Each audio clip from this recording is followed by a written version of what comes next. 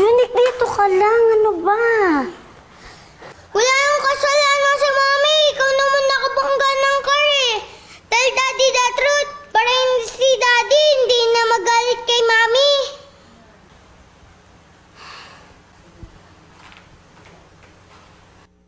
Sumagot ka! Kinakausap kita! Ano ba? Sino? Yung lalaki mo! Wala akong lalaki! Eh, di ano sinasabi ng mga tao? Na may lalaki ka, ha? Ano yun? Imagination lang nila? Grabe naman, Rosette. Akala ko natuto ka na. Alam mo, mas mabuti na lang ibalik kita dun sa townhouse eh! Huwag mo kong kulong. Parang awa mo na. Kung ano ba yung nagawa ko noon, kalimutan mo na yun. Hindi na ako yung dating Rosette. Nagbago na ako. Then prove it to me! Patunayan mo sa akin, nagbago ka na! Ano ba bang gusto niyong gawin ko? Sinusunod ko na lahat ng utos niyo. Hirap na ako. Kung alam ko lang na ito yung aabutin ko, edi sana hindi na ako pumasok sa bahay na to! How dare you say that in front of me? Ha? Kung nagsisisi ka, na nagpakasal ka sa akin, edi magdusa ka. Pinili mo tong buhay na to, Rosette, kaya panindigan mo!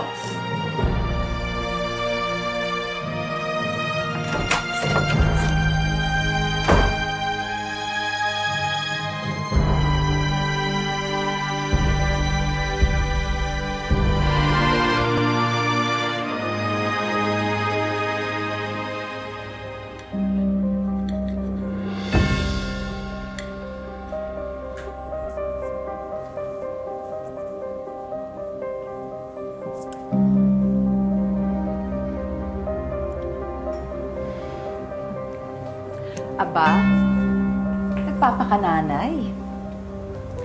Pinapunta ako dito ni Homer para bantayan ang mga bata. Tsaka ikaw. Hindi niyo naman ako kailangan bantayan. Hindi naman ako aalis. Rosette, unang kita ko pa lang sa'yo. Alam kong puro gulo ang dadali mo sa buhay ng kapatid ko. I'm glad na nakikita na niyang tunay mong ugali. Bakit bang init ang ulo mo sa akin?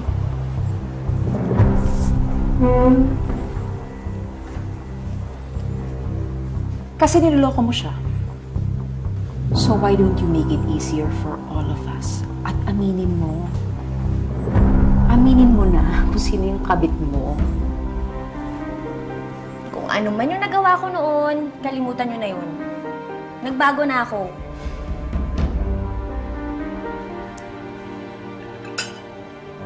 As if maniniwala ako sa'yo. Alam mo, once a cheater, always a cheater. Oras na mapatunayan namin that you're having an affair, you're going to pay for it. Big time.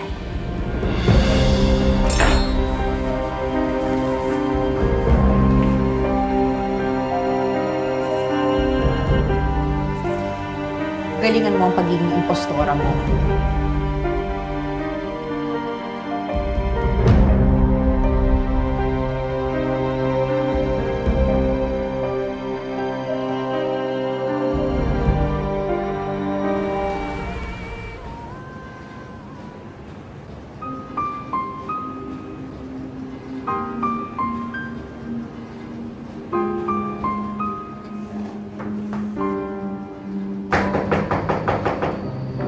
Come in.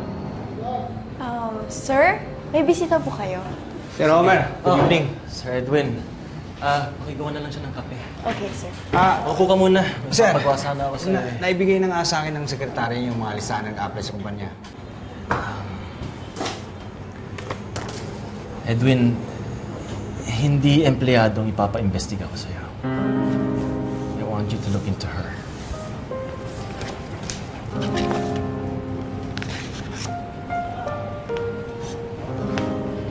Si Ma'am Rosette? Sundan mo siya kahit saan siya pumunta. Alamin mo kung anong ginagawa niya 24/7. I want to know if she's having an affair o kung ano man sikretong tinatago niya. Sige, sir.